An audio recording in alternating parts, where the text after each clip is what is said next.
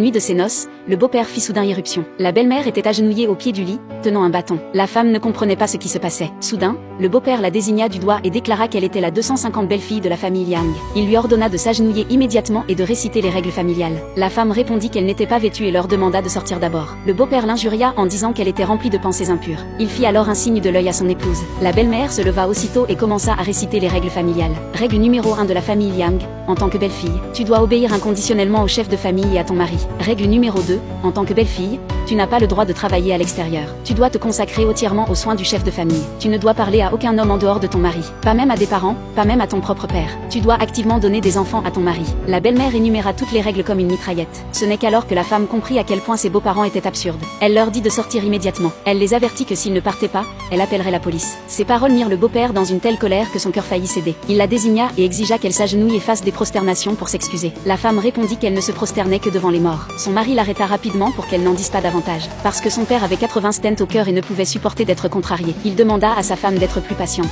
Mais comment la femme pouvait-elle accepter de céder? Elle dit à son mari de renvoyer ses parents dans leur village natal. Sinon leur vie ne pourrait pas se dérouler normalement. En entendant cela, le beau-père l'accusa avec colère d'être impie. Il n'arrivait pas à croire qu'à peine mariée, elle veuille déjà chasser ses beaux-parents. La femme rétorqua que c'était une maison qu'elle avait elle-même achetée. Ses beaux-parents non seulement ne lui avaient pas versé de dot, mais encore s'étaient installés dans sa maison pour y vivre. Ils allaient jusqu'à la forcer à apprendre ces règles familiales ridicules. Furieux, le beau-père se saisit de sa poitrine et s'effondra au sol. Voyant cela, la belle-mère se mit à hurler et à faire un scandale. Le mari pressa sa femme de se prosterner devant son père et de s'excuser. La femme gifla son mari, puis elle se retourna et retourna dans la chambre. Le mari allait la suivre, mais son père le retint. Il s'avéra que sa prétendue crise n'était qu'une comédie. Le but était de punir la belle-fille désobéissante. L'homme trouva que ses parents exagéraient déraisonnablement. Il leur demanda si, en agissant ainsi, il voulait déchirer la famille. Le père le nia, puis il exigea que sa femme récite de mémoire les 76 règles familiales. L'épouse déclara qu'une belle-fille qui défiait le chef de famille devait être expulsée du foyer. Alors le père ordonna à son fils de divorcer de sa femme. En entendant cette exigence, l'homme ne put plus le supporter. Il reconduisit ses parents dans leur village natal. Il apaisa sa femme plusieurs jours avant qu'elle ne se calme. Un jour, alors qu'ils étaient à la maison à préparer des raviolis et à passer un doux moment, les parents revinrent soudain. Ils exigèrent non seulement que la femme s'agenouille pour les accueillir, mais déclarèrent aussi qu'ils avaient vendu leur ancienne maison au village. Désormais,